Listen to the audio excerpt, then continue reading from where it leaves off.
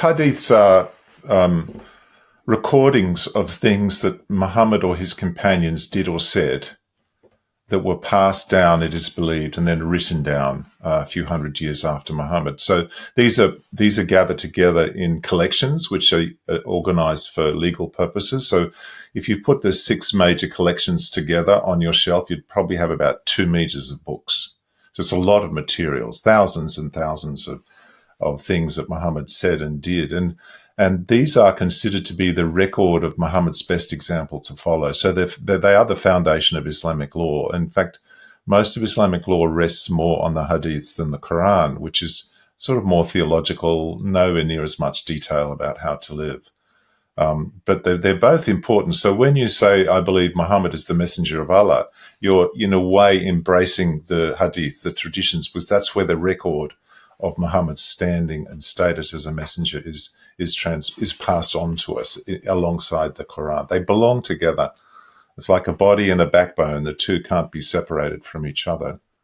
With regard to the second question, the so-called Meccan surahs, the chapters of the Quran that were from Muhammad's Meccan period, are less violent.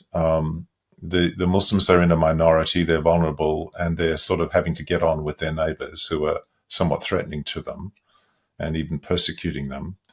And then the later surahs, which are the Medinan surahs, when Muhammad had moved to Medina with his small band of followers, he establishes an Islamic state, and then you have more violent verses, so calls to warfare. So you could say earlier on, the Quran says, seek peace, forgive and overlook the unbelievers.